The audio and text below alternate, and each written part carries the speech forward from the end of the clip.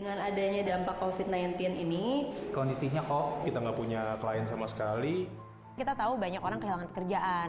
Jadi penting banget untuk seorang entrepreneur untuk menemukan ekosistem bisnis yang cocok untuknya. Platform yang tepat tersebut bisa ngecek teman-teman, bener nggak sih kamu tetap konsisten terhadap problem-problem yang sudah kamu tentukan untuk diselesaikan. Kita perlu banyak inovasi-inovasi gitu, yang akhirnya kita bisa memenangkan cobaan ini gitu ya. Yang penting kita sama-sama bekerja keras gimana caranya untuk keluar dari pandemi ini. Untuk tahu ada apa di luar sana, bisnis lain seperti apa, mentor-mentor ada seperti apa.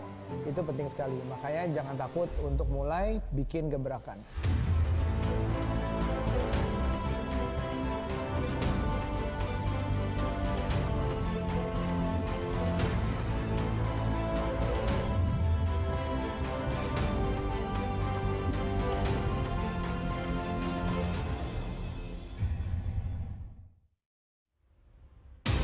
Diplomat Success Challenge.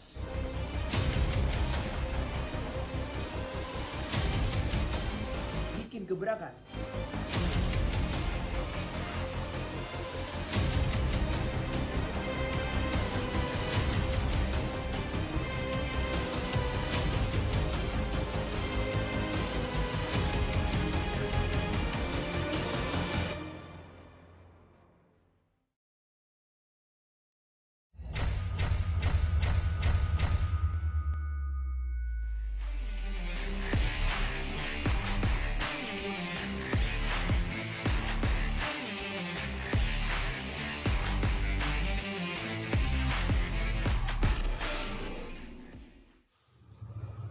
Assalamualaikum warahmatullahi wabarakatuh. Selamat sore dan salam sejahtera untuk kita semua. Kepada yang terhormat Ketua Umum Komunitas Wirausaha Muda Tulungagung beserta jajarannya dan seluruh hadirin yang berbahagia. Puji syukur kehadirat Allah Subhanahu wa Ta'ala yang dengan kasih sayangnya kita dapat mengikuti jalannya Roadshow pada kesempatan kali ini dengan keadaan yang membahagiakan. Kami ucapkan selamat datang dan terima kasih kepada seluruh audiens yang telah bergabung dalam webinar Zoom Roadshow Diplomat Success Challenge yang ke-11 tahun 2020. Sebelumnya, perkenalkan saya Nuria Widiarti yang akan memandu jalannya acara webinar Zoom pada kesempatan kali ini sebagai hasil kolaborasi dari Diplomat Success Challenge yang ke-11 dengan Komunitas Wirausaha Muda Tulungagung dengan mengusung tema memahami sustainable economic dan perencanaan bisnis di era new normal. Sebelum acara kita mulai, saya akan menginfokan kepada seluruh audien untuk menggunakan headset ataupun headphone agar audio terdengar lebih jelas. Untuk itu marilah kita masuk ke acara. Yang pertama adalah menyanyikan lagu Indonesia Raya. Kepada seluruh hadirin, saya persilakan untuk berdiri.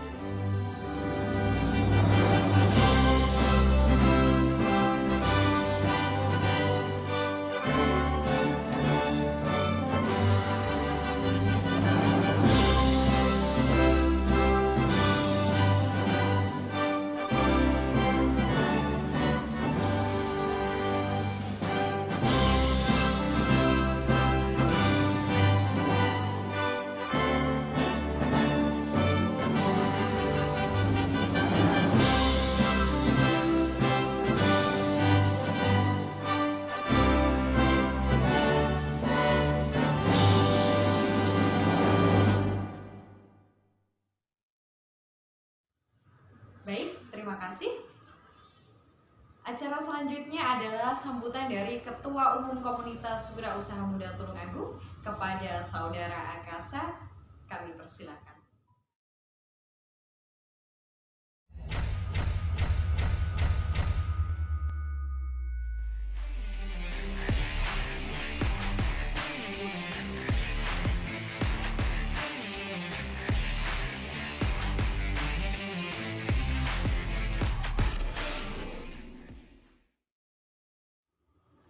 Assalamualaikum warahmatullahi wabarakatuh. Selamat sore, salam sejahtera bagi kita semua. Perkenalkan, saya Akasa, Ketua Komunitas Wirausaha Muda Tulungagung. Komunitas Wirausaha Muda Tulungagung sendiri adalah komunitas atau wadah bagi para pengusaha-pengusaha muda yang ada di Kabupaten Tulungagung. Jadi bagi kalian, pengusaha muda yang ada di Tulungagung ingin join bersama komunitas kami, silahkan join di Instagram @wirausahamuda-tulungagung dengan syarat usia tidak lebih dari 30 tahun, memiliki usaha sendiri dan bukan reseller, berbasis di Tulungagung. Tak lupa saya mengucapkan terima kasih kepada tim dari Diplomat Success Challenge 11 yang telah mengajak kami untuk berkolaborasi dengan mengadakan webinar dengan tema memahami sustainable economic dan perencanaan bisnis di era new normal. Maka dari itu kami mengadakan webinar ini supaya teman-teman yang ada di seminar ini dapat ilmu lebih untuk mempersiapkan diri bagaimana berbisnis di era new normal.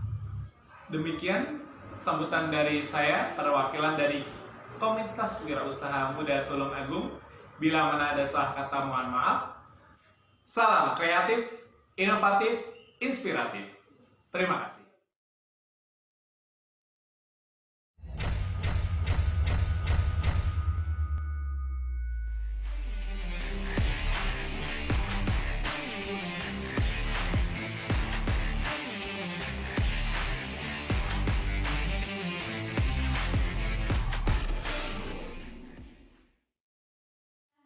Berikutnya adalah sesi yang kita tunggu-tunggu, yakni sharing session talk show bersama Kak Andromeda Sinduro dari Diplomat Success Network dan Kak Hanifa Ida Syama, sang ikon Tulungagung. Acara talkshow ini akan dimoderatori oleh Kak Laila Malfira. Kepada Kak Laila Malfira kami persilakan.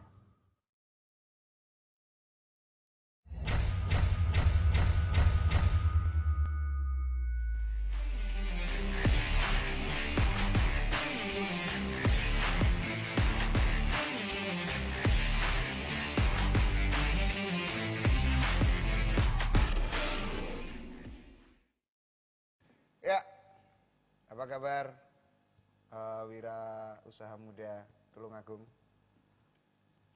Belum ketemu lagi ya baru sekali ini. Baru sekali ini. Pokoknya semangat terus. Ini lagu buat kalian semangatnya.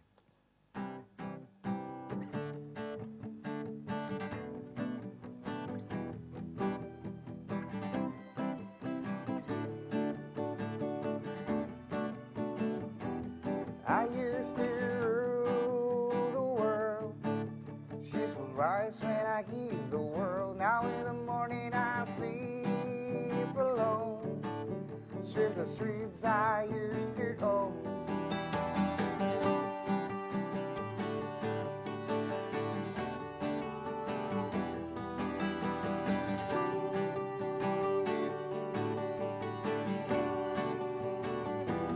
I used to roll the dice, feel the fears in my enemy's eyes, listen as the crowd will sing.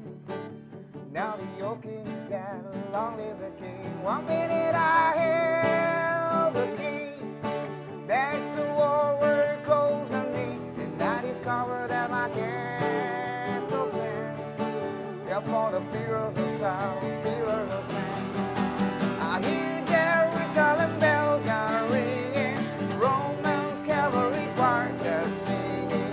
Be my mirror, my sword and shield, the missionaries in the golden field. For some reason I can't explain, once you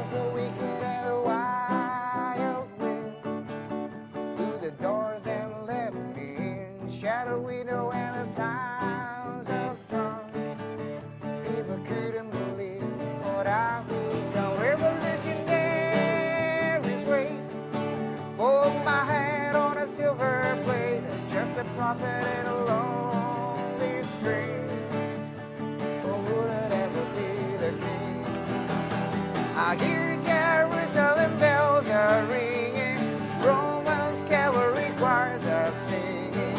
Be my mirror, my sword and shield, my missionaries in a foreign field. For some reason I can't explain, I know St. Peter will call mine and never run out of world. And that's when I'll rule the world.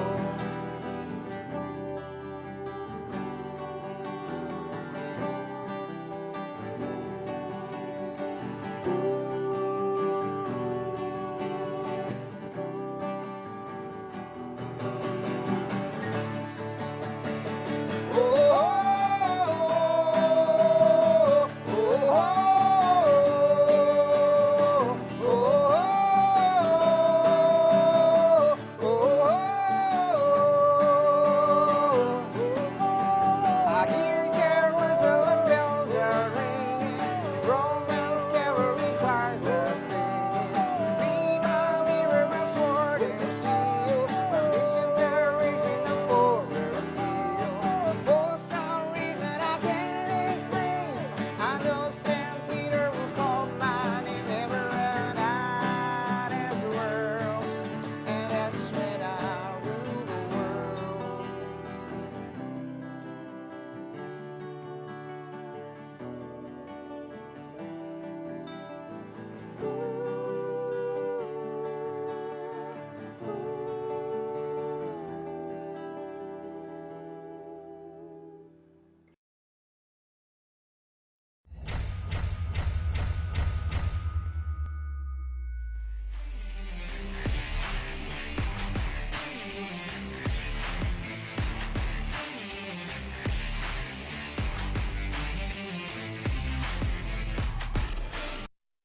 Bikin gebrakan. Selamat sore semuanya. Assalamualaikum warahmatullahi wabarakatuh. Selamat sore kepada yang terhormat Ketua Umum Wirausaha Muda, Saudara Akasa. Selamat sore Saudara Akasa. Untuk selanjutnya selamat sore juga untuk seluruh peserta webinar dimanapun Anda berada. Dan saya Lala selaku moderator ingin mengucapkan selamat datang di acara talk show webinar Diplomat Success Challenge ke-11 Tulung Agung Agustus 2020 dengan tema memahami sustainable economic dan perencanaan bisnis di era new normal. Oke. Nah, sebelum acara dimulai, saya ingin menginformasikan untuk seluruh peserta webinar dimanapun Anda berada, agar dapat mengikuti acara hingga selesai. Karena apa? Karena di akhir acara nanti, saya akan memberikan link dan juga barcode untuk teman-teman dapat mendownload proposal bisnis, dan kemudian kita kasih kesempatan untuk teman-teman yang ingin bertanya kepada kedua narasumber kita, nanti langsung aja masuk ke kolom Q&A, dan nantinya pertanyaan teman-teman akan terjawab oleh kedua narasumber kita pada sore hari ini, begitu ya. Dan sebelum acara masuk ke acara inti nih ya, talk show, saya ingin menampilkan untuk biografi dan juga profil dari kedua narasumber kita pada sore hari ini. Inilah dia profil narasumber kita.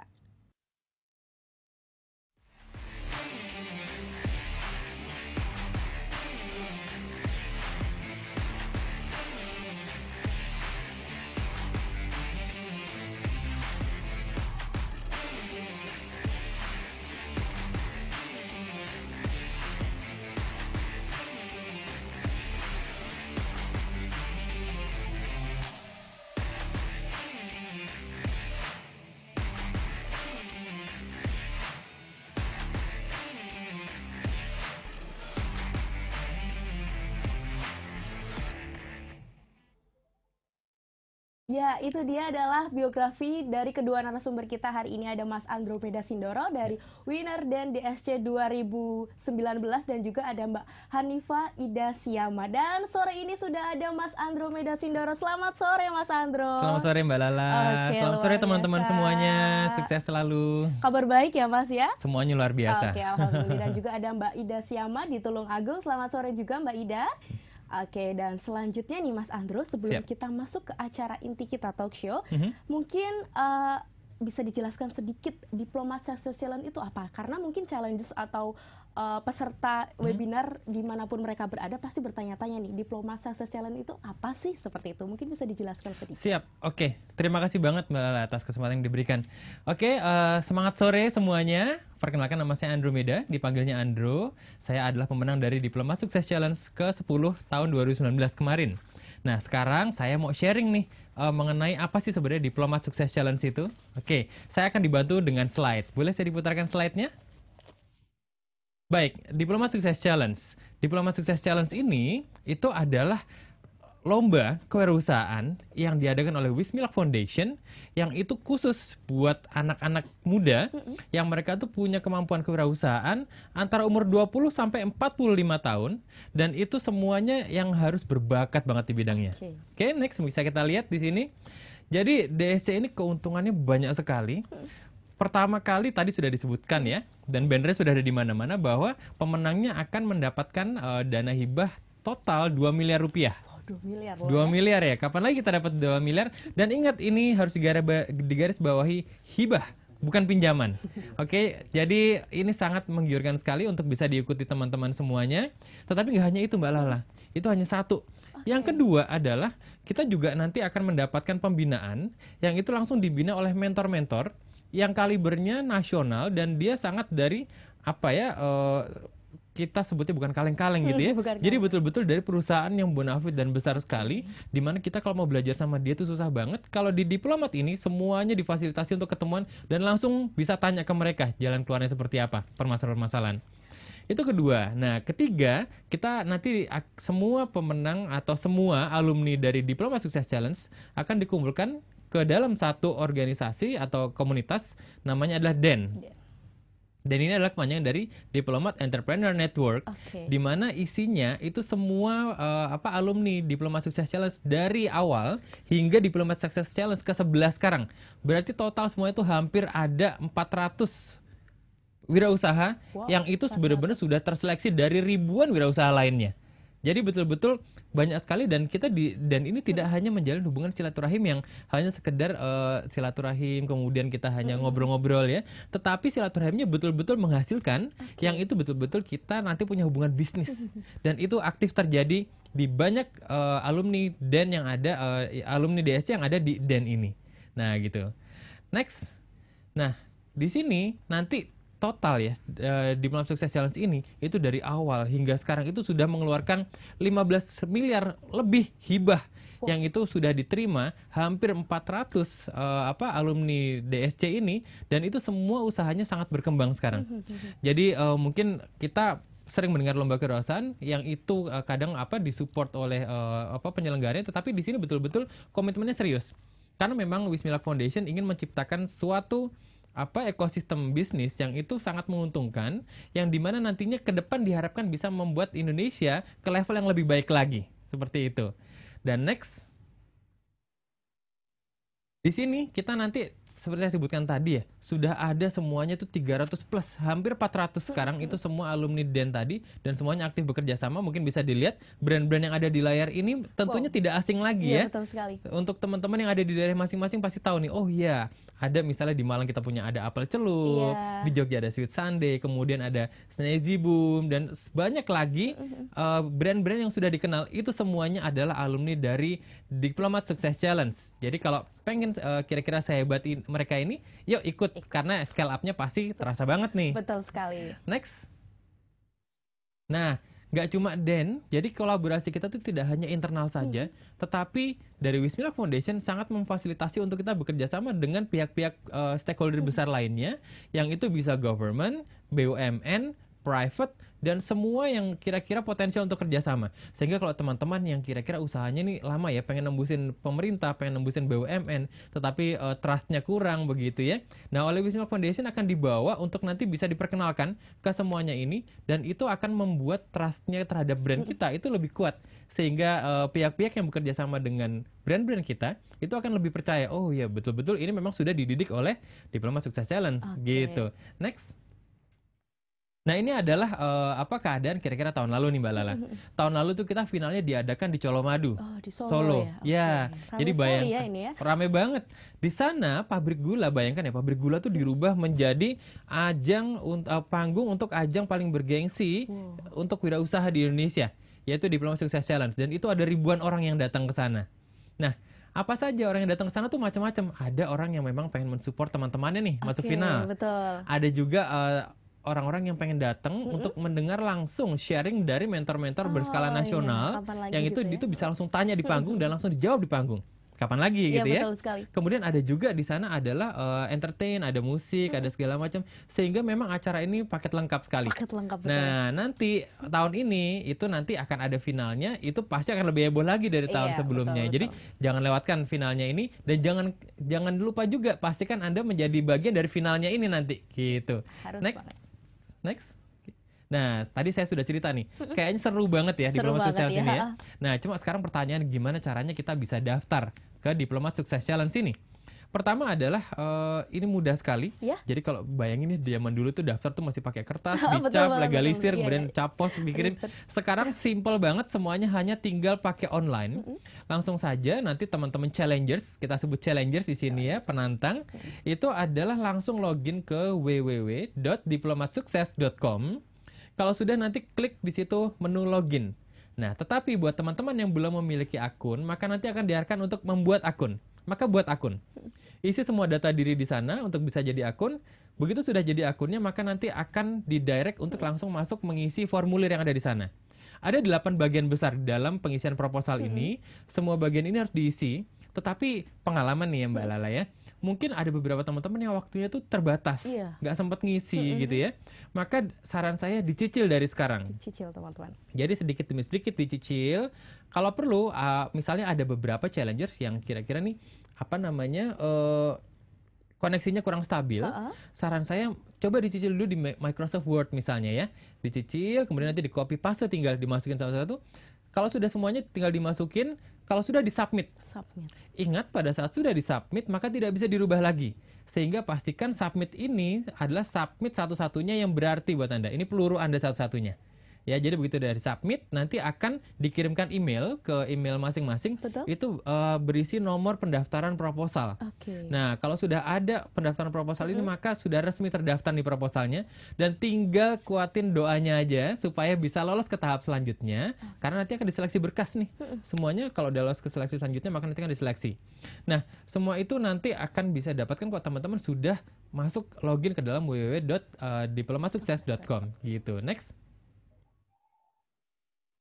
Dan ingat, pendaftaran sudah dibuka dari tanggal 19 Agustus kemarin.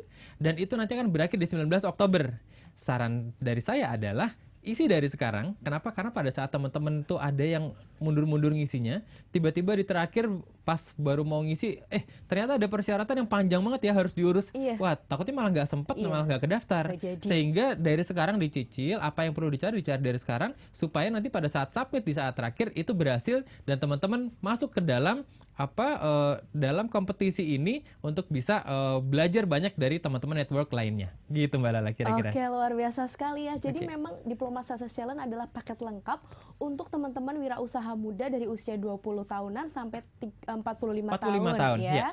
Nanti di sana selain diberikan modal hibah total 2 miliar juga diberikan pendampingan bisnis. Betul ya, sekali. Mas? Oke, luar biasa sekali. Dan kita mau coba cek audionya dari Mbak Hanifa Ida Syama. Selamat sore Mbak Ida. Selamat sore semuanya. Selamat sore. Oke. Halo Mbak Ida. Oke, Mbak Ida mungkin untuk volumenya bisa dinaikkan sedikit? Iya. Oke, terima kasih Mbak Ida. Nah, sebelum kita melanjutkan untuk acara talk show, saya ingin mengingatkan sekali lagi untuk seluruh peserta dimanapun teman-teman berada, agar dapat mengikuti acara ini hingga selesai, karena di akhir acara nanti kita akan memberikan kesempatan untuk tanya jawab langsung kepada kedua narasumber kita, dan juga kita akan membagikan barcode atau link untuk teman-teman nantinya mendownload proposal bisnis, seperti itu. Nah, oke, ini kita langsung aja masuk untuk tanya-tanya kepada kedua narasumber kita. Nah, gini Mas Andro, kita kan untuk tahun 2020 2020 ini adalah tahun yang sangat mengejutkan karena kita masuk di era pandemi ya. Pandemi setelah coronavirus masuk di bulan Februari dan di bulan Maret sampai Agustus ini kita banyak sekali untuk vakum dari hampir semua lini bisnis begitu ya, dan aktivitas juga kita nggak bisa ke mall, kita nggak bisa kemana-mana, bahkan PSBB di beberapa kota. Nah mungkin dari Mas Andro bisa dijelaskan kondisi bisnis yang dijalankan saat ini di masa pandemi itu dari Maret sampai Agustus ini seperti apa? Oke, baik, terima kasih atas pertanyaan. Baik, saya akan menjawab dulu pertanyaan ini. Pertanyaan ini menarik karena pasti semua kita merasakan, betul ya gitu. Nah, saya sendiri, nama usaha saya adalah Sweet Sunday Ice Cream. Jadi kalau diistilahkan saya ini tukang es krim. Alhamdulillah kebetulan kita mendapat kesempatan menang di DSC tahun lalu, itu karena memang kita belajar banyak di sana. Nah, kebayang kemana kami jual es krim? Fokus utama kami adalah HoReCa, hotel, restoran, kafe, dan catering. Nah, pada saat lagi PSBB nih, kita waktu itu bulan-bulan Februari ya, itu kan mulai ada isu-isu coronavirus masuk Indonesia. Kemudian kita bulan Maret awal itu akhirnya mulai diberlakukan PSBB di beberapa kota. Betul. Nah, otomatis salah satu pemasaran terbesar kami yaitu catering, yaitu nikahan, itu jadinya tidak boleh nikahan. Bahkan waktu itu sempat di Yogyakarta kalau ada nikahan itu didenda karena jadi berkumpul orang kan. Betul sekali. Nah, maka pada saat itu catering jatuh, hotel pun menjadi menurun sekali, bahkan hampir nggak ada yang nginep gitu ya, karena tidak boleh keluar daerah kan gitu. Kemudian restoran dan kafe itu tidak boleh dine in, sehingga fokus pasar utama kami yang tadinya HoReCa itu tiba-tiba hilang, dan kami sangat jatuh sekali di bulan Maret. Tapi kemudian kami tidak berlama-lama dalam jatuh ini, kami langsung rapat dengan semua tim. Kita buka untuk bisnis model canvas kita. Jadi di bisnis model canvas itu saya yakin teman-teman challenger semua sudah memiliki, pasti akan ada bagian yang namanya bagian produk, kemudian value proposition ya, dan paling ujung nanti akan ada pangsa pasar dan channelnya, bagaimana mencapainya. Nah, kami fokus di situ. Kami merubah pangsa pasar kami yang tadinya HoReCa, B2B, business to business, menjadi B2C, business to customer. Dan kemudian fokus utama kami yang tadi nomor 1 adalah es krim, kedua susu. Kami balik menjadi susu nomor 1, es krim nomor 2. Dan kemudian channelnya, cara mencapainya, yang tadinya kami offline ya. Kami datang ke catering-catering, hotel, restoran, cafe, begitu. Sekarang kami rubah menjadi online, menggunakan IG Ads, Facebook Ads, kemudian ada Google Ads, ada menggunakan beberapa marketplace, mereka ada support untuk iklannya juga gitu ya. Dan kami untuk menjangkau customer, kami menggunakan banyak transportasi online di Indonesia, dan kami bekerja dengan mereka sehingga efektif untuk pengantarannya. Alhamdulillah bulan Maret kami jatuh sekali, tetapi setelah Maret kami April, Mei, dan selanjutnya kami sudah mulai naik lagi, dan alhamdulillah kami sekarang malah nemu pangsa pasar baru yang itu justru lebih potensial. Dan kita berharap ya, semoga ntar kalau sudah kembali normal lagi, maka pangsa pasar lama kami HoReCa kembali sehingga kami punya double pemasukan. Betul, gitu kira-kira di Sweet Sunday. Jadi kita memang harus tetap berjuang ya, walaupun kondisinya seperti apapun harus gitu. Sekali. Harus berjuang karena banyak hikmah juga di balik ini semua ya. Betul. Oke, untuk Mbak Ida sendiri bagaimana Mbak Ida untuk kondisi bisnisnya dari bulan Maret sampai Agustus ini, Mbak Ida? Ya, untuk bisnis saya di bulan Maret sampai Agustus ini, terutama di bulan Maret kemarin ya, yang biasanya saya melayani e-com, di sini saya mengarahkan untuk pelayanan delivery. Kenapa? Karena event-event ya seperti yang dikatakan Mas Andro tadi dilarang oleh pemerintah, kita mengadakan layanan delivery. Kemudian kita juga membuat konsep ready to cook juga, karena di mana banyak waktu pandemi itu kan banyak orang yang dirumahkan, dan kemudian mereka mengisi waktu kosong mereka dengan memasak sendiri. Nah, bagaimana cara kita catering biar bisa masuk ke customer itu, kita menyediakan jasa ready to cook. Kemudian ada program yang ketiga dari Siama, kita membuat program Siama Berkelana, yang di tahun sebelumnya kami hanya menjual kepada event-event ataupun makanan cookies kepada para penjual, tapi tahun ini kita membuat konsep Siama Berkelana, jadi produk kita bisa dikirim ke seluruh wilayah Indonesia untuk kue kering di bulan Ramadan dan Lebaran kemarin. Seperti itu. Kemudian untuk progres sejauh ini dari bulan Juni ke Agustus, alhamdulillah mulai ada peningkatan daripada bulan sebelumnya, karena ada akad nikah ini mulai diperbolehkan ya, meskipun maksimal 50 orang, jadi sudah mulai beranjak kembali seperti bulan-bulan sebelumnya. Semoga semakin membaik dan para pelaku UMKM dan pelaku bisnis di Indonesia bisa mendapatkan pasarnya kembali dan semakin mendapatkan pemasukan yang lebih banyak lagi, seperti itu. Oke, amin. Luar biasa sekali ya. Memang kedua narasumber kita hari ini sangat tepat sekali untuk teman-teman yang lagi bingung nih kalau era pandemi seperti ini gimana sih bisnisnya gitu ya. Betul. Oke, langsung aja nih lanjut ini Mas Andro nih. Oke. Mau tanya, jadi seberapa besar sih sebenarnya dampak baik skala kecil maupun besar dan juga improvisasinya itu seperti apa dalam menjalankan bisnisnya selama ini, Mas Andro? Siap, oke, baik, terima kasih sekali. Jadi kita tahu pasti dampaknya itu besar sekali buat semuanya ya. Buat kami yang kehilangan hampir 95% pasar kami karena memang tidak boleh ada nikahan, restoran tidak boleh ada dine-in, kemudian juga pada saat kita masuk ke hotel juga sedang menurun. Jadi dampaknya itu besar sekali. Tetapi alhamdulillah kami bertahan dengan dengan tim itu kami rapat ya, sehingga alhamdulillah sampai sekarang kami tidak mengeluarkan satu orang pun dari kantor kami. Jadi kita berjuang bertahan. Itu bagaimana? Karena memang juga pertama tim juga semuanya sangat mengerti keadaan sehingga mereka harus berstrategi seperti apa.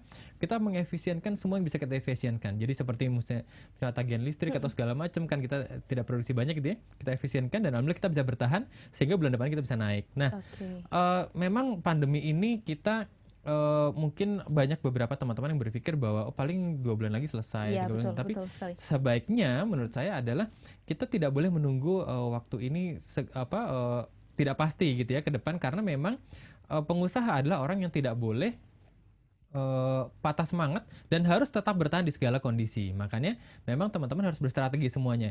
Di Susande sendiri alhamdulillah kami menstrategiin tadi dari B2B ke B2C dan itu alhamdulillah kami mencapai banyak sekali karena memang kami menjual yang tadinya isunya adalah susunya enak, es krimnya enak gitu. Sekarang kami rubah menjadi fokusnya adalah untuk kesehatan.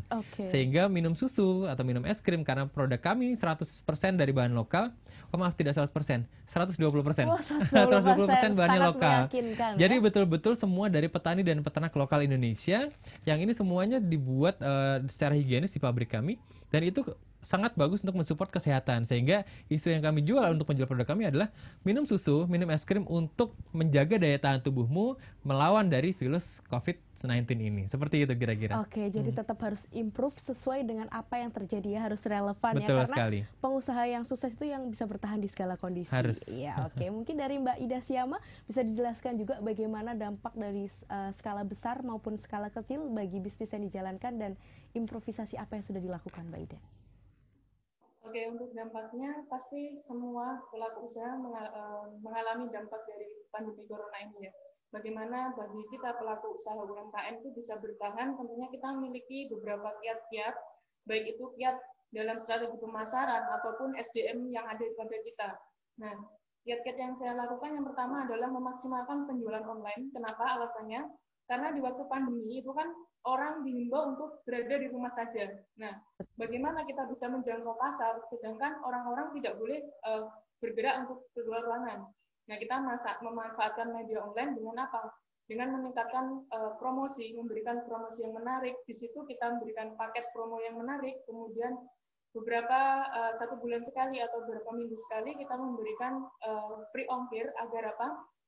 Ketika penjualan di saat pandemi itu, misalkan belum ada promo dan ada promo, pastikan ada perbedaan ya, perbedaan permintaan konsumen.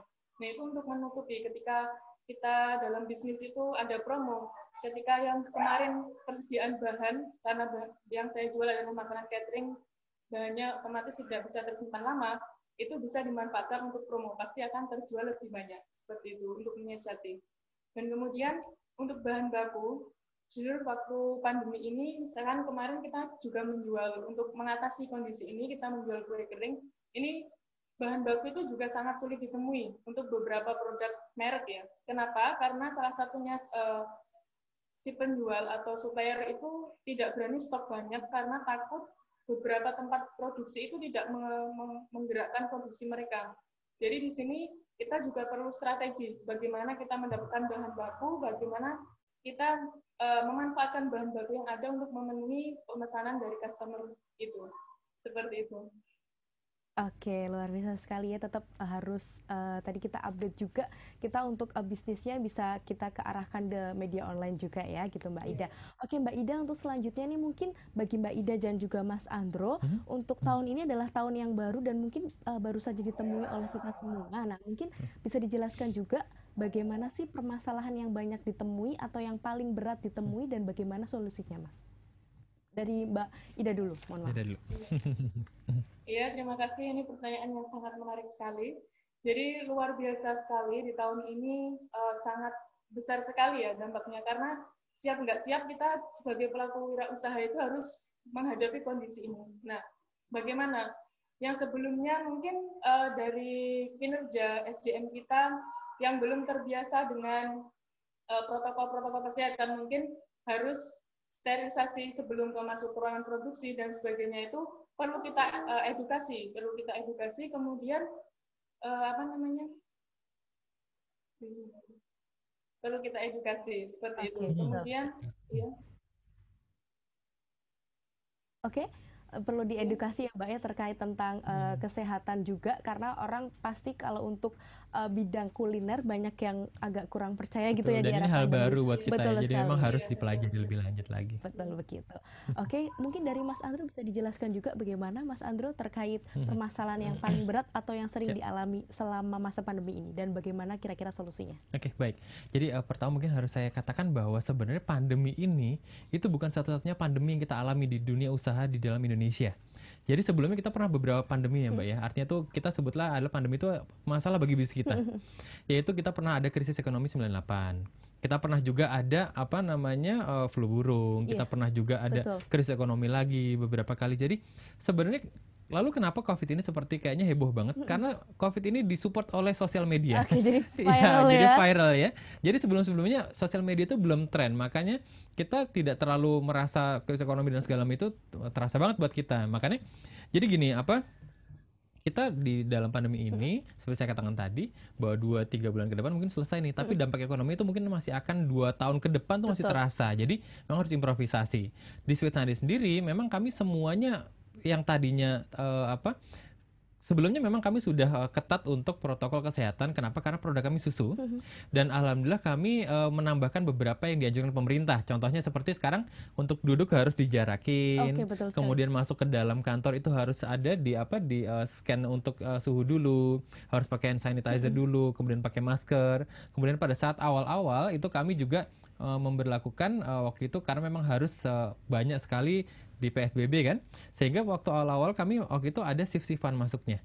Jadi untuk menghindari penularan yang lebih lanjut seperti itu. Tapi alhamdulillah setelah kami berjalan sudah semuanya aman. Bahkan di Sweet Sunday sendiri kami dipercaya untuk waktu itu di syuting ya oleh beberapa pihak, dan itu oleh government Jogja untuk menjadi percontohan UKM di masa pandemi. Jadi alhamdulillah kami melakukan banyak hal-hal kecil itu yang itu ternyata sangat bermanfaat sekali. Nah, teman-teman juga nanti mungkin ada yang merasa bahwa kayaknya social distancing, kemudian nanti harus ditembak suhu, kemudian harus dijarak-jarakin, kayaknya kok ribet banget ya. Yes, mungkin memang rumit, tetapi dengan kita semua melaksanakan hal itu, maka itu sebenarnya satu, menjaga kesehatan dari tim kita di kantor, dan kedua juga sebenarnya menaikkan branding kita bahwa si produsen makanan ini atau produsen baju ini itu menerapkan protokol kesehatan sehingga brand ini terpercaya untuk dipakai gitu. Jadi memang tidak ada ruginya kita melaksanakan sesuatu yang memang dianjurkan oleh pemerintah seperti itu. Oke, jadi prinsipnya bersusah-susah dahulu, bersenang-senang kemudian gitu bisa dipakai ya. Siap. Oke, untuk selanjutnya Mas Andro mungkin bisa dijelaskan juga nih pemetaan bisnis yang dijalankan saat ini, mungkin dari sisi market, peluang atau kompetitor, kemudian juga dari penyesuaian apa saja yang dilakukan di era pandemi seperti ini. Oke, baik, terima kasih. Ya, betul. Jadi sebetulnya di masa pandemi ini kita tuh harus mempunyai mindset seperti ini ya, bahwa mindsetnya adalah pada saat pandemi ini maka semuanya kan terdampak. Betul. Nah, sekarang bagaimana pada saat terdampak ini kita bisa naik lagi setelah jatuh. Nah, bagi perusahaan besar itu pada saat jatuh untuk naik lagi dari strategi itu agak sulit. Sedangkan kita sebagai UMKM atau kita sebutnya startup di sini ya, itu pada saat kita jatuh kita bisa segera restrategi sehingga mudah lagi untuk naik. Makanya sebenarnya saya memaknai bahwa pandemi ini adalah momen untuk kebangkitan UMKM di seluruh Indonesia. Kenapa? Karena saya merasakan sendiri. Pada saat awal pandemi itu beberapa swalayan di Jogja itu menelpon saya. Permisi, saya boleh nggak minta susunya disuplai ke sini loh. Saya kaget, nggak biasa-biasanya ditelepon gitu kan. Dulu sales kita mau masukin sana aja kok kayaknya rumit, sekarang malah minta gitu ya. Ternyata ada beberapa perusahaan besar yang tidak mensuplai sampai waktu itu sampai 1,5 bulan. Tidak tersuplai susunya ke swalayan ini. Sehingga itu sebenarnya chance atau peluang bagi kita untuk masuk. Saya yakin teman-teman dimanapun berada, produknya apapun, pasti ada nih menemukan bahwa ada perusahaan besar yang ternyata produksinya dikurangi atau bahkan berhenti total. Nah, ini peluang bagi kita untuk UMKM bisa masuk ke dalam ranah itu, mensupport kebutuhan pasar, sehingga kita bisa masuk ke pasar yang lebih besar lagi, mengembangkan bisnis kita. Gitu. Oke, seperti itu ya. Mungkin dari Mbak Ida Syama bisa dijelaskan juga nih Mbak, bagaimana pemetaan bisnis dari segi peluang, dari segi market maupun dari kompetitor, Mbak Ida. Oke, pemetaan bisnis untuk dari segi peluang ya. Kita memanfaatkan di masa pandemi kemarin beberapa produk seperti ayam, ternak ayam berdaging, ayam kampung atau bebek itu kan harganya anjlok ya karena PSBB tidak bisa kirim keluar wilayah. Nah, di situ kita memanfaatkan dengan harga murah itu kita membuat produk ready to cook yang seperti saya katakan tadi, itu kita supply ke B2C, kita berikan kepada customer. Kebetulan waktu itu bertepatan dengan bulan Ramadan, itu kita bikin satu pemahaman kepada mereka bahwa untuk menu sahur atau menu berbuah puasa itu mudah banget, simple. Dari Syama kita menyediakan makanan yang bisa kalian olah dengan waktu hanya 5 menit sampai 10 menit saja. Seperti itu. Kemudian untuk kompetitor, di masa pandemi tentunya kompetitor itu pasti ada ya. Tapi di sini kita memberikan pelayanan yang berbeda daripada catering yang lainnya. Gimana? Jadi di Syama kita membuat pelayanan di mana kita membuat customer kita bisa menentukan berapa budget yang mereka punya, mereka bisa menentukan set seperti apa dalam acara mereka nanti, konsumsinya seperti apa. Kita menyediakan jasa seperti itu. Kemudian dari yang di luar kota, mungkin seperti di bulan Lebaran kemarin, ingin memberikan karena mereka tidak bisa mudik ke Tulungagung khususnya, mereka menelpon kami untuk memberikan hampers kepada keluarganya yang ada di Tulungagung. Kita memberikan kemudahan layanan seperti itu. Jadi siapa saja, di mana saja yang ingin membeli makanan atau mengirim makanan keluarganya di Kabupaten Tulungagung, kita bisa membantu, kita bisa antarkan selama sampai tujuan, dan insya Allah higienis, aman, halal, dan tanpa pengawet. Seperti itu. Luar biasa sekali ya. Jadi bagaimanapun kondisinya kita harus bisa melihat peluang ya Mbak.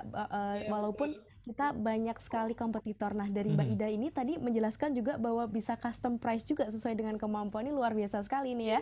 Oke, terima kasih untuk kedua narasumber kita pada sore hari ini. Jadi sebelum kita masuk ke sesi Q&A, saya ingin menginformasikan sekali lagi buat teman-teman peserta webinar dimanapun Anda berada untuk dapat mengikuti acara ini hingga selesai, karena selain nanti kita akan tanya jawab langsung kepada narasumber, kita juga akan membagikan link dan juga barcode yang teman-teman nantinya bisa mendownload proposal bisnis. Nah, setelah itu proposal bisnisnya gimana sih caranya submit? Nah, ini saya mau kasih tahu bagaimana caranya untuk submit proposal bisnis. Hai Challengers, langkah-langkah yang harus diperhatikan saat mengisi form Diplomat Success Challenge. Pertama-tama, pastikan koneksi internetmu stabil. Jangan lupa siapkan KTP, link Instagram, dan link akun Facebook kamu ya. Buka website diplomatsukses.com, lalu mulai dengan klik tombol login. Register terlebih dahulu bila challengers belum memiliki akun dengan memilih opsi belum punya akun. Setelah terdaftar, silakan login dan kamu bisa mulai mengisi proposal. Ada 8 tahapan yang perlu challengers isi. Dimulai dari informasi data diri kamu. Perhatikan cara penulisan link akun Instagram dan Facebook kamu. Klik tombol selanjutnya untuk mengisi data di form berikutnya.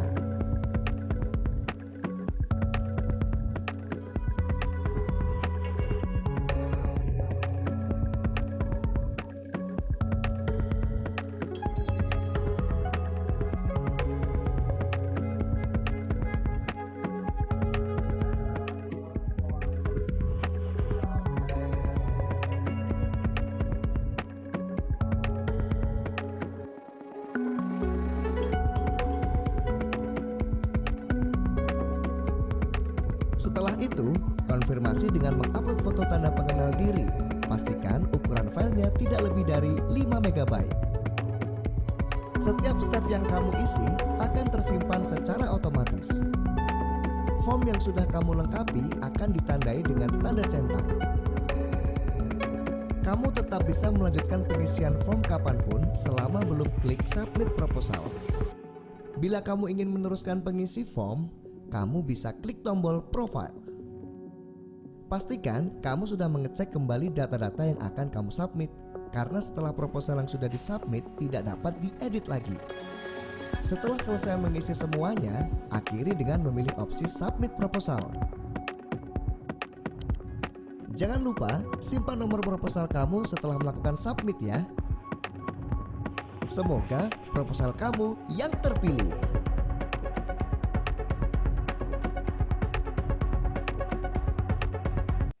Ya, itu tadi adalah tutorial submit proposal bisnis. Jadi teman-teman nanti langsung aja buat isi dan kemudian nanti disubmit. Oke ya. Nah, ini saya mau mengucapkan terima kasih yang sebesar-besarnya untuk seluruh peserta yang sudah bertahan sampai detik ini ya. Dan ini kita langsung masuk ke sesi Q&A. Terima kasih teman-teman ya. Ini ada pertanyaan yang sudah masuk dari Rina Prihatin kepada Kak Andro. Nih, Kak Andro, kasih tips dong gimana caranya bisa lolos di SC. Oke, pertanyaannya menarik ya. Langsung kepada intinya ya. Oke. Siap. Oke, terima kasih sekali Mbak Rina atas pertanyaan. Langsung saya jawab gitu ya. Oke, boleh. Oke, baik. Pertanyaan ini akan saya jawab gini. Jadi gini, pertama tips dari saya nih, pastikan proposal yang Anda submit itu bisnisnya memiliki dampak sosial yang bagus untuk sekitar. Kenapa? Karena bisnis yang baik adalah bisnis yang menyelesaikan permasalahan yang ada di masyarakat. Jadi tentukan deh, misalnya Mbak Rina nih jualannya apa, misalnya snack atau apa gitu ya. Kira-kira masalah apa yang diselesaikan di masyarakat, itu harus dicantumkan. Itu akan menjadi power untuk membuat proposal Mbak Rina lebih kelihatan dibanding yang lainnya. Satu. Kemudian kedua adalah kriteria dari pemenang DSC itu ada 3P.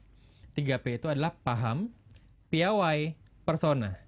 Oke, jadi nanti pada saat akan maju ke sana, pastikan Mbak Rina atau semua teman-teman challengers paham sama bisnis yang dijalaninya. Paham itu artinya harus tahu nih hitung-hitungan HPP, harus tahu pasarnya akan kemana, strategi gimana, manajemennya seperti apa, terus kemudian ownernya digaji pakai apa, itu harus tahu, paham sekali. Oke. Kemudian kedua adalah piawai.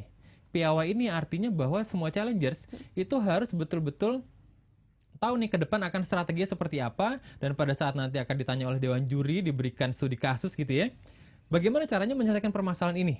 Teman-teman yang sudah biasa menjalankan bisnis udah pasti paham bagaimana cara menyelesaikan permasalahan di perusahaan. Ya, jadi memang piawai ini menjadi nomor 2. Kemudian ketiga adalah persona. Di saat teman-teman sudah paham dengan bisnisnya dan piawai menjalankan bisnisnya, maka ketiga adalah tambahannya persona. Bagaimana teman-teman menyampaikan maksud dari bisnis atau pitch deck atau presentasinya teman-teman itu dengan baik ke dewan juri. Ini menjadi suatu poin yang biasanya persona ini tidak dimiliki oleh semuanya nih. Jadi mulai dari sekarang, selagi nanti masih submit proposal ya, teman-teman mulai belajar bicara di depan kaca, kemudian bagaimana tatap muka audiensnya, itu harus ada. Karena bagaimanapun kita nanti presentasikan ke depan dewan juri dan penonton ya. Betul sekali. Jadi memang kita harus ngobrol nih matanya segala macam, itu persona. Sehingga 3 ini akan menentukan apakah nanti akan menjadi pemenang atau tidak. Kalau ternyata semua challenger melaksanakan 3 ini, berarti personanya harus lebih baik, pahamnya harus lebih baik, dan piawainya harus lebih baik dibandingkan yang lainnya. Intinya gitu. Pun bagi semua challengers pada saat akan ikut lomba ini, pastikan bahwa teman-teman itu yang akan didapat bukan hanya hadiahnya, tetapi juga networkingnya. Karena menang ataupun tidak menang, networking ini akan membantu kita untuk suatu saat kita akan mendapatkan sesuatu yang lebih baik. Karena kalau di agama kita diajarkan bahwa semakin banyak silaturahim, semakin banyak rezekinya. Seperti itu. Gitu kira-kira, Mbak. Oke, luar biasa sekali ya. Jadi jangan lupa untuk 3P tadi ya, pahami, piawai, dan persona. Oke. Nah, untuk selanjutnya ini ada dari pertanyaan dari Mas Akasa Sidiki.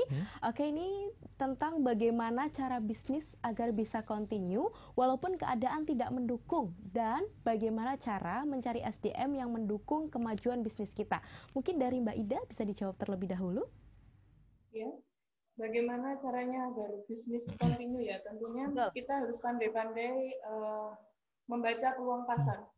Jadi bagaimana ketika kita menentukan suatu bisnis apa yang akan kita jalankan, itu pastikan sasaran pasar kita itu jelas.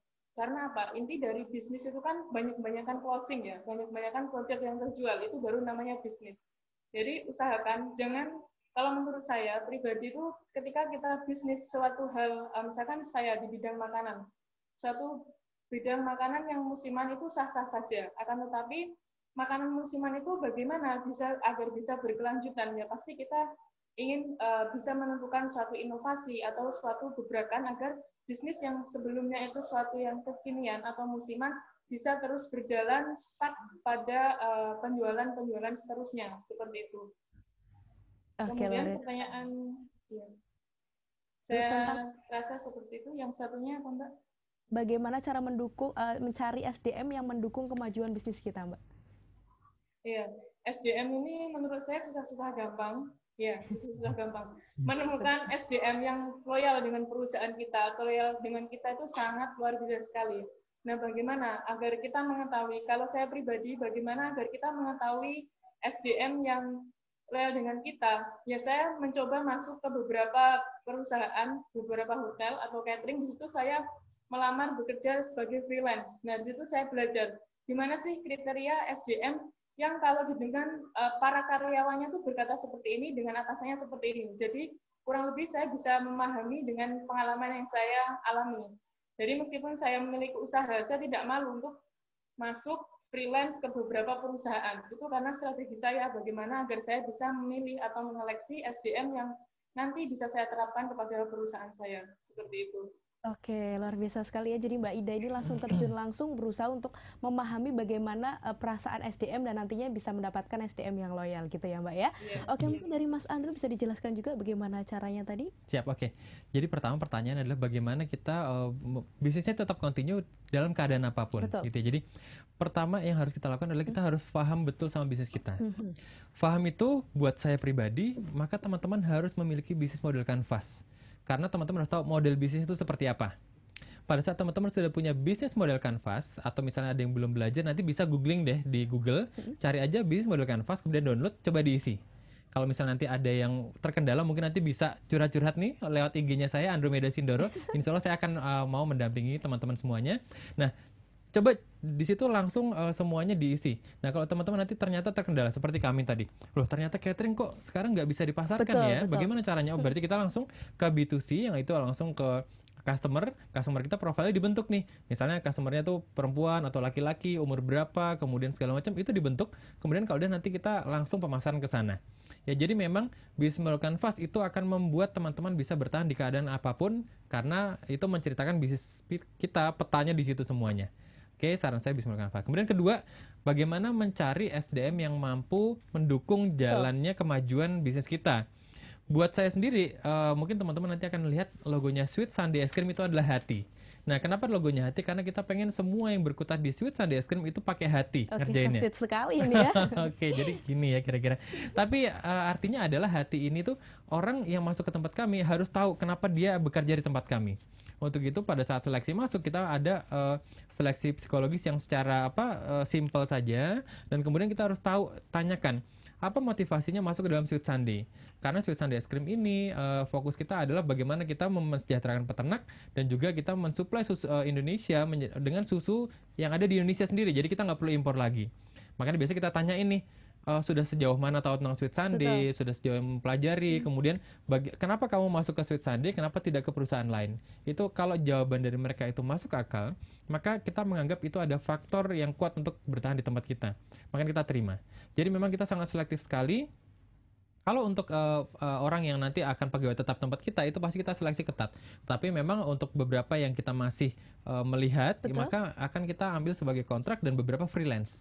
Nah, pada saat kita melihat potensi memang dia punya kemauan untuk berjuang dengan kita akan nanti akan angkat sebagai tetap gitu kira-kira. Oke, luar biasa sekali, yang menarik ya teman-teman semuanya. Jadi selain kita harus jadi orang yang solutif bagi perusahaan kita sendiri, kita juga harus bisa berbicara dari hati ke hati antara bisnis kita dan juga nantinya kepada customer dan juga kepada karyawan. Nah, luar biasa sekali ya.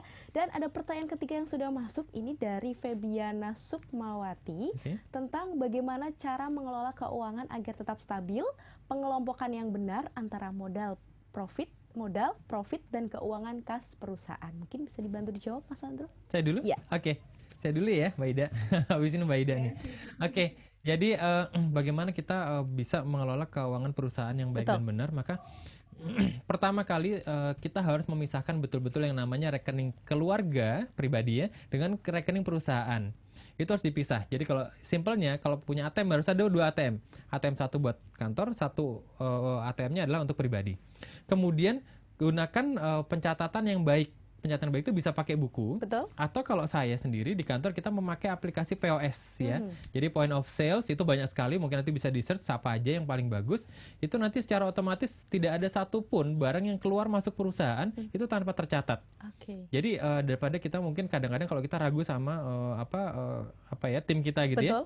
Kadang-kadang ada salah catat atau apa gitu, maka dengan sistem semuanya tidak akan ada yang salah catat karena semua akan diaudit setiap bulannya. Nah, jadi itu harus dipisahkan. Kemudian hitung juga HPP itu harus betul-betul masuk juga nih ya. Jangan sampai nih kadang beberapa teman-teman UKM itu ngitungnya tuh udah HPP dihitung dijual sebagai HPP. Belum ada untungnya. Atau untungnya kecil banget gitu. Jadi saran saya jangan ragu untuk jual, memang profitnya jangan sampai di bawah 30%. Karena kadang kalau profitnya di bawah 30%, kadang teman-teman tuh jadi nombok. Karena ada beberapa yang belum kehitung. Jadi saran saya kira-kira gitu untuk mengelolanya, dan pastikan ke depan kalau sudah memiliki tim yang bagus, maka pastikan ada satu orang itu akunting, karena dia harus membuat pembukuan neraca keuangan yang itu nanti akan jadi bikin kita strategi untuk bulan selanjutnya seperti apa. Kayak gitu, Mbak. Oke, jadi harus pemisahan rekening dulu ya. Oke, dari Mbak Ida mungkin bisa di-sharingkan juga nih terkait tentang pengelolaan keuangan perusahaan yang baik seperti apa, Mbak?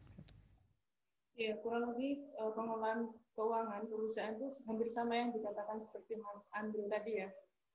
Pastinya uang pribadi dan uang bisnis itu jangan sampai tercampur. Kenapa? Agar kita mudah mengkontrol. Ketika ada kebutuhan bisnis, kita kekurangan atau mungkin preparasi alat, pembelian alat, kita langsung mengambil ke uang yang ada di tabungan bisnis. Ketika dulu saya pernah, ketika awal-awal saya berbisnis ya, saya sedikit cerita. Saya belum begitu bisa mengelola keuangan karena waktu itu saya memulai bisnis masih sangat muda. Di situ uang, karena saya hanya memiliki satu rekening, di situ uang bisnis dan uang pribadi saya campur jadi satu. Nah, ternyata di situ saya tidak bisa mengontrol. Nah, dari pengalaman itu akhirnya saya membuat 2 rekening bisnis seperti yang dikatakan Mas Andrew tadi. Kemudian yang terpenting juga pembukuan.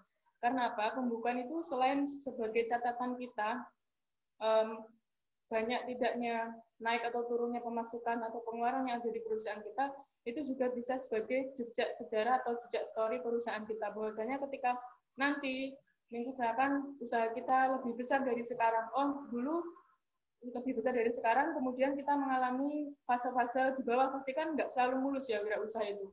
Nah, ketika itu kita bisa melihat story kita, ternyata dulu pendapatan saya bisa di bawah pendapatan yang sekarang. Itu bisa menjadi motivasi buat kita sebagai wirausaha. Jadi menurut saya pembukuan dari awal pembukaan usaha sampai nanti berjalan itu sangat penting, karena itu sebagai motivasi kita, karena bagaimanapun seperti pandemi ini ya, kita mungkin mengalami kemerosotan. Nah, kalau kita tidak bisa memotivasi diri kita sendiri, pasti karena kemerosotan, kemudian banyak bahan bagus di saya itu yang busuk ya, karena tidak bisa terjual karena pemasarannya terbatas. Itu kita bisa lihat pembukuan sebelumnya. Ternyata saya dulu juga bisa, pasti setelah musibah ini pasti saya bisa lebih baik lagi. Kemudian yang ketiga juga untuk keuangan itu pasti dipercayakan ya. Selain kita percaya kepada orang yang mengelolanya, itu juga memegang aspek keuangan pasti kita, tapi kita juga perlu orang untuk mengecek bagaimana alur pengeluaran usaha kita. Jadi kita kan manusia ya, pasti manusia tuh kadang lalai, kadang lupa, kadang juga yang merasa kita sudah ternyata itu belum. Nah, tapi di situ juga perlu loyalitas kita dengan orang yang kita percayai, tapi hanya kita beri untuk mengelola datanya, sepenuhnya uangnya di kita. Kalau saya seperti itu. Oke, jadi tetap harus disiplin ya, Mbak, walaupun itu uang dari perusahaan kita, karena itu juga memotivasi kita untuk lebih maju lagi ya, Mbak ya. Oke, jadi sebelum berlanjut ke pertanyaan selanjutnya, saya ingin mengingatkan sekali lagi untuk seluruh peserta webinar dimanapun Anda berada, agar dapat mengikuti acara ini hingga selesai. Karena apa? karena nanti kita akan membagikan link Bitly dan juga barcode di mana teman-teman bisa mendownload akses proposal bisnisnya. Jadi nanti teman-teman dapat kesempatan buat lebih dekat dari total hibah senilai 2 miliar rupiah. Jadi teman-teman jangan lupa buat ikut acara ini hingga selesai ya, karena nanti kita akan memberikan akses proposal bisnis ini untuk teman-teman, khusus buat hari ini aja nih ya. Jadi teman-teman jangan kemana-mana. Oke. Nah langsung aja lanjut di pertanyaan selanjutnya nih ya. Ada dari Mas Randi, untuk pertanyaannya adalah lebih baik mana antara usaha sesuai dengan keahlian atau usaha sesuai dengan pasar? Mungkin bisa dijawab Mas Andro dulu. Saya dulu ya, oke baik. Oke, pertanyaan menarik Mas Randi. Jadi ini Mas Randi nih kayaknya sudah mau pengalaman nih. Wah nih aku kayaknya usahaku nih sesuai hobi tapi nah betul. gitu. Betul, ini kadang jadi dilema nih beberapa startup. Tapi saya akan menjawab secara saya pribadi ya. Betul. Jadi semua orang pasti berbeda-beda, tetapi buat saya sendiri yang pertama harus saya kejar itu adalah harus sesuai passion. Kenapa harus sesuai dengan passion itu bukan berarti hobi ya. Betul. Passion itu saya artikan adalah panggilan hati. Kok saya terpanggil untuk usaha ini gitu ya. Kenapa? Karena pada saat kita melaksanakan passion kita, itu maka kita akan struggle terus nih. Keadaannya sedang naik ataupun turun, kita akan terus berjuang di situ. Nah, untuk bisa memperkuat agar passion ini tuh lebih kuat lagi adalah cari kenapa saya melakukan ini, dampak sosialnya bagi sekitar tuh apa. Karena biasanya kalau kita bekerja buat diri kita sendiri, itu kita ada capek ya kadang, aduh kok kayaknya rugi deh, kok kayaknya nggak untung segala macam. Tapi pada saat kita bekerja bahwa, oh kalau aku menyerah sekarang maka kasihan peternak yang aku bareng-bareng kerjasama dengan kita sekarang. Oh kasihan semua, misalnya mungkin ada beberapa yang disupport produksinya untuk ibu-ibu tunanetra atau segala macam. Itu kasihan ya kalau aku berhenti. Jadi memang passion ini harus ada. Nah setelah passionnya sudah dapat, maka kedua memang harus dicari nih peluang pasarnya. Jadi contoh pada saat saya memulai es krim di 2008, itu kita pemikirannya hanya bagaimana saya bisa mensupport peternak sapi perah yang ada di Cangkringan, Yogyakarta. Itu aja, jadi belum kepikiran pasar waktu itu. Tapi setelah berjalan, akhirnya kita udah berjalan sekitar 6 bulan, kita baru berpikir, kira-kira kita bisa masakan kemana aja sih es krim ini? Kita cari di Google, orang-orang makan es krim di mana? Oh ternyata paling banyak adalah di catering. Karena setiap Sabtu Minggu catering ada nikahan gitu ya. Jadi memang setiap nikahan itu pasti order es krimnya banyak banget. Nah disitulah kami masuk dan kami mendapatkan market pasti kami itu di Horeca itu setelah beberapa tahun kami berjalan. Jadi nggak tahun-tahun awal nih, jadi nggak matang di awal Sweet Sunday es krim. Begitupun teman-teman juga pasti ada yang ngerasa bahwa bisnisnya kok nggak matang di awal. Yes, karena memang sesuai pengalaman nanti akan bisa dimatangkan di tengah jalan. Jadi sebenarnya nggak terpisahkan ya antara dengan keahlian atau kita sebut passion, panggilan hati, dan juga pasar itu tidak terpisahkan. Tapi yang utama bagi saya adalah sesuai passion atau panggilan hati dulu. Gitu kira-kira. Jadi sesuai passion dulu baru mengikuti kebutuhan pasar. Betul sekali. Mungkin dari Mbak Ida juga bagaimana Mbak, ada sharing apa lebih baik kita bisnis dari passion kita atau hobi kita atau dari kebutuhan pasar sendiri? Ya, kalau saya pribadi terus terang lebih menyenangkan bekerja itu dengan hobi. Karena apa? Dengan passion. Pekerjaan yang paling menyenangkan itu adalah hobi yang dibayar. Jadi dulu ketika saya memutuskan, ya betul kan? Ketika saya memutuskan terjun untuk bisnis catering itu ada dua alasan. Yang pertama adalah passion saya dan yang kedua adalah pasar. Nah, passion saya kan saya sangat menyukai kuliner ya. Saya sangat tertarik dengan dunia kuliner. Kemudian pasar, di situ ketika saya sekolah, saya kuliah itu saya lihat biaya konsumsi dari setiap anggaran acara itu yang terbesar adalah konsumsi. Nah, disitulah saya melihat, oh saya punya passion, barangkali saya bisa mengisi catering di acara kampus, mungkin di acara mahasiswa lainnya, di situ saya bisa mendapatkan pasar. Nah, kalau menurut saya untuk Mas Randi ya, sebenarnya gini, untuk menentukan bisnis itu bagi saya, bisnis yang paling mudah itu ketika kita belum berkeluarga. Kenapa? Karena ketika kita belum keluarga, kalaupun bisnis kita yang jalani itu collab atau tidak begitu banyak keuntungannya, kita tinggal dan makan masih dengan orang tua. Setidaknya kita masih bisa dibantu orang tua. Tapi ketika kita sudah menikah, kita memulai bisnis, kita sudah menginvestasikan tabungan kita untuk bisnis, dan ternyata bisnis itu gagal, ya otomatis kita tidak punya tabungan bagaimana keadaan keluarga kita. Karena ketika kita sudah serius ke bisnis, pasti dana yang ada, kita gunakan 80%, 20%-nya kita simpan kan buat jaga-jaga. Nah, seperti itu. Sebenarnya kalau mau menjalankan bisnis bimbang antara passion ataupun pasar, itu kita tanya kepada diri kita masing-masing. Karena ketika kita memiliki pasar, misalkan saya tidak suka bisnis di bidang misalkan desain. Nah, kalau sampai terpaksa menjalankan bisnis itu, karena bisnis kan tujuannya untuk closing sebanyak-banyaknya. Kalau ada orderan masuk yang banyak dan sama tertekan dengan pekerjaan itu, bagaimana? Gitu. Menurut saya passion dan pasar itu harus beriringan. Yang terpenting adalah passion, kemauan, dan niat kita untuk berwirausaha. Seperti itu. Oke, luar biasa sekali ya. Jadi memang harus beriringan, dan juga tadi ada poin menarik juga, kalau mau bikin bisnis lebih baik sekarang juga ya, karena karena kalau sudah berkeluarga akan lebih banyak lagi pemikirannya juga dan yang lainnya ya. Oke, nah ini terima kasih sekali nih untuk kedua narasumber kita pada sore hari ini sudah menyempatkan waktunya ya. Dari sebelum saya tutup acara ini saya mau minta sedikit motivasi atau closing statement dari kedua narasumber kita.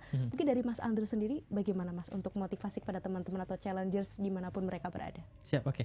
Baik, challengers dimanapun berada, kita tahu bahwa masa pandemi ini itu sangat mempengaruhi banyak sekali bisnis kita, habit kita, kultur kebudayaan kita, dan keluarga kita. Tetapi pebisnis, seperti saya katakan, pebisnis yang tetap bisa hidup itu adalah pebisnis yang beneran. Jadi kalau bisnis yang mati setiap musim itu berarti bukan pebisnis namanya pengusaha. Jadi pengusaha harus bisa cari solusi dimanapun, sesusah apapun keadaannya. Untuk itu saran saya jangan pernah menyerah dan jangan santai-santai dalam keadaan seperti ini.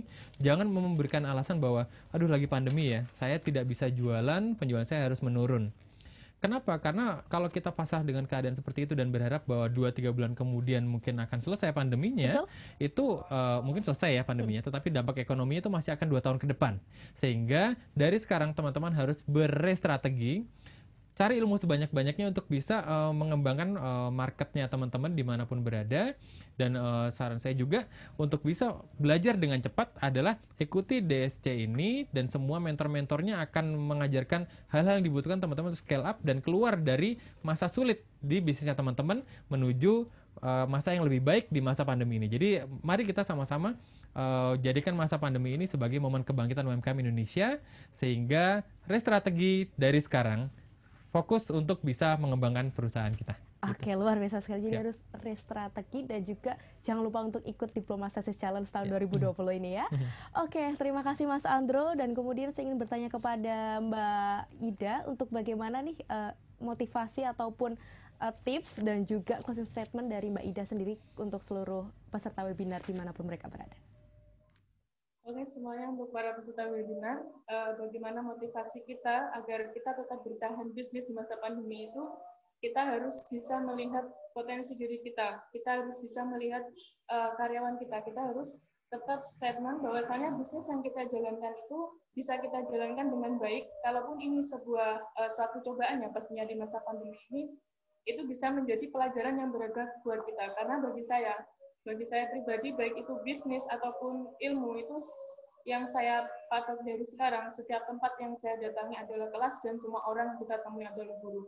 Jadi dimanapun kita berada, mungkin kita menjalankan bisnis kita turun di saat pandemi ini, kita bisa melihat beberapa bisnis yang ada di pinggir jalan, kemudian beberapa bisnis yang orang-orang jalankan itu sebagai motivasi kita, bagaimana kita berbisnis itu harus bisa siap mental, siap pikiran, siap kreasi, siap inovasi, jangan pernah minder, jangan pernah malu, dan yang terpenting itu bisnis itu dengan hati. Jadi ketika bisnis kita berjalan lancar, kita syukuri dengan alhamdulillah. Ketika bisnis orang lain lancar, kita juga tetap syukuri alhamdulillah, karena larisku tidak mengurangi rezekimu, dan rezekimu tidak mengurangi larisku. Seperti itu. Oke, luar biasa sekali ya Mbak Ida. Kita harus tetap kuat mentalnya, harus selalu bersyukur, dan juga harus dengan hati kayak Mas Andro dan Mbak Ida ini pakai hati ya kalau bikin bisnis ya. Luar biasa sekali. Dan kita sudah ada di penghujung acara, sayang sekali ya. Nah, sebelum saya tutup acaranya, saya ingin mengingatkan sekali lagi buat seluruh peserta webinar dimanapun Anda berada, ini saya kasih link dan juga barcode buat teman-teman dapat mendownload proposal bisnis yang nantinya akan jadi ajang ataupun cara teman-teman buat lebih dekat lagi dengan 2 miliar rupiah. Nah, kapan lagi kan ya bisa dapat pendampingan bisnis, bisa dapat modal hibah. Hibah ya. Hibah, dan nantinya juga akan didampingi bisnisnya sampai benar-benar melejit ya. Betul Luar sekali. biasa sekali. Jadi ini sekali lagi buat teman-teman jangan lupa untuk langsung scan barcode-nya atau masuk ke link Bitly-nya di DSC Tulungagung. Nanti akan teman-teman dapatkan akses proposal bisnisnya seperti itu. Oke, sayang sekali kita sudah masuk di penghujung acara. Saya sangat berterima kasih untuk kedua narasumber kita pada hari ini. Terima kasih Mas Andro sudah Sama-sama. menyempatkan Terima kasih sekali. waktunya. Sukses buat kita semuanya. Berkah Iya, berlimpah ya. luar biasa sekali. Dan juga terima kasih kepada Mbak Ida juga yang ada di Tulungagung sudah menyempatkan waktunya di waktu kesibukannya ya. Terima kasih juga untuk seluruh peserta webinar dimanapun Anda berada yang sudah menyaksikan acara ini hingga selesai. Dan yang paling utama saya mengucapkan terima kasih kepada seluruh wirausaha muda Tulungagung yang sudah memberikan akses acara ini juga. Dan tak lupa juga untuk seluruh pihak-pihak yang mensukseskan acara roadshow di ST 11 tahun 2020. Saya Lala, selaku moderator, mohon maaf apabila terdapat kata-kata yang kurang berkenan di hati seluruh peserta. Akhir kata, wabillahi taufik wal hidayah. Wassalamualaikum warahmatullahi wabarakatuh. Selamat sore dan sampai jumpa. Yeay, bikin gebrakan. Bikin gebrakan. Yeay. Dadah. Sampai jumpa.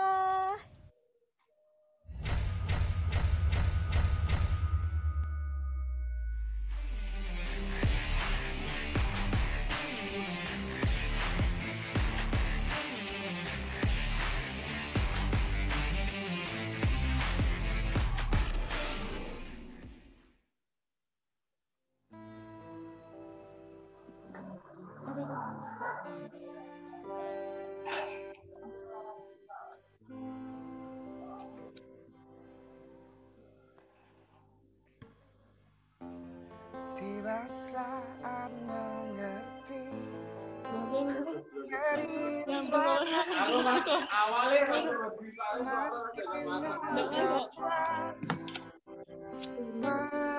melabuhkan asa yang ada. Mohon tinggal sejenak, lupakanlah waktu, temani air mataku, teteskan lara, merajut asa, penjalin mimpi, endapkan sepi-sepi. Cinta kan membawamu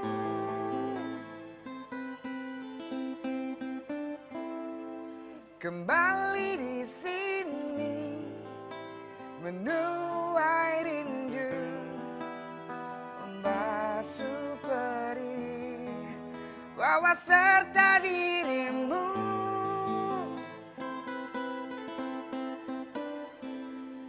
Dirimu yang dulu mencintaiku apa adanya.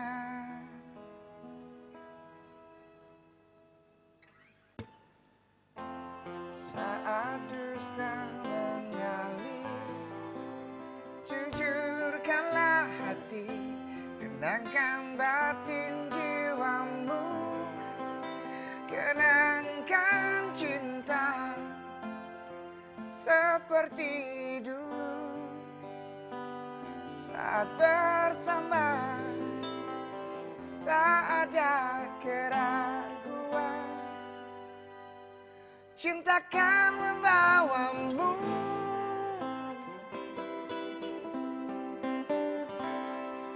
kembali di sini, menuai rindu, membasuh perih, bawa serta dirimu.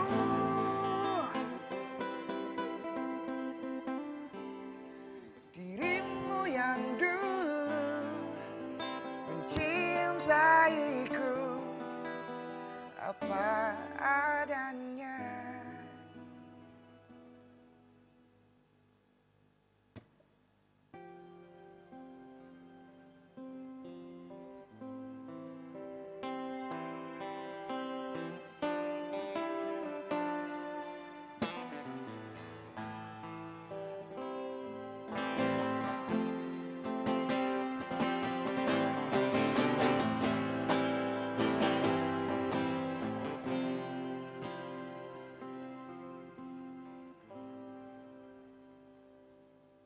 bareng-bareng gitu.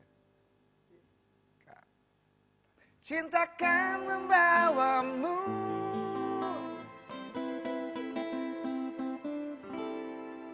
kembali di sini, menuai rindu, membasuh perih bawah serta dirimu.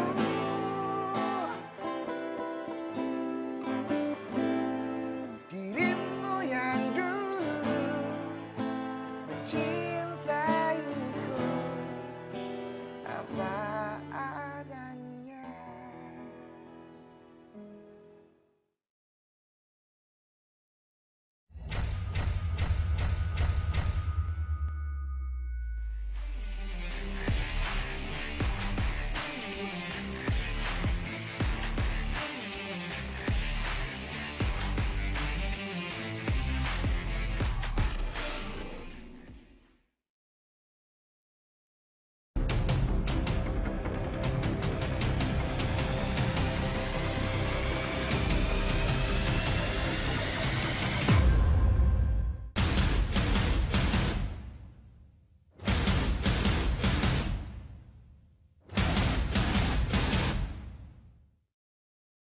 Dengan adanya dampak COVID-19 ini, Kondisinya off, kita nggak punya klien sama sekali. Kita tahu banyak orang kehilangan pekerjaan.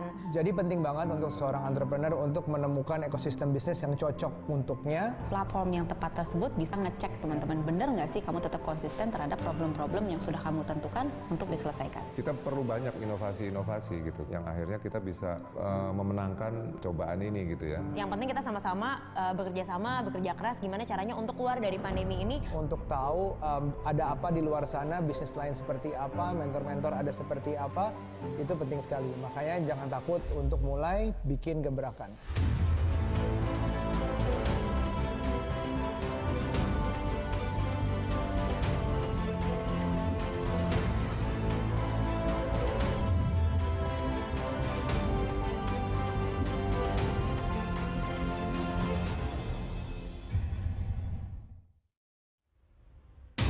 Diplomat Success Challenge.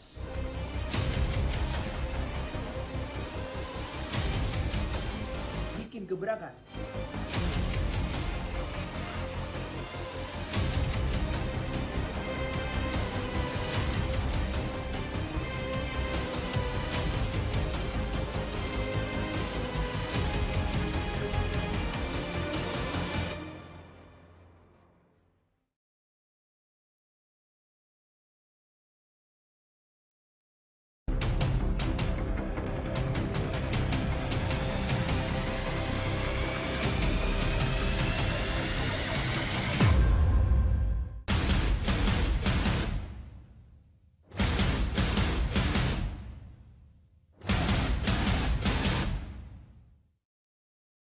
dengan adanya dampak COVID-19 ini, Kondisinya off, kita nggak punya klien sama sekali.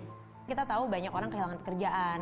Jadi penting banget untuk seorang entrepreneur untuk menemukan ekosistem bisnis yang cocok untuknya. Platform yang tepat tersebut bisa ngecek teman-teman, bener nggak sih kamu tetap konsisten terhadap problem-problem yang sudah kamu tentukan untuk diselesaikan. Kita perlu banyak inovasi-inovasi gitu, yang akhirnya kita bisa memenangkan cobaan ini gitu ya. Yang penting kita sama-sama bekerja keras gimana caranya untuk keluar dari pandemi ini. Untuk tahu ada apa di luar sana, bisnis lain seperti apa, mentor-mentor ada seperti apa, itu penting sekali. Makanya jangan takut untuk mulai bikin gebrakan.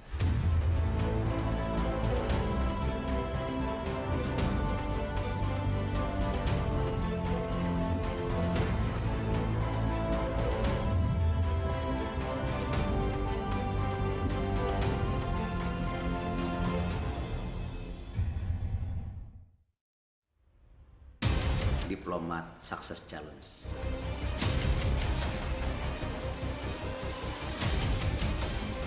Bikin gebrakan.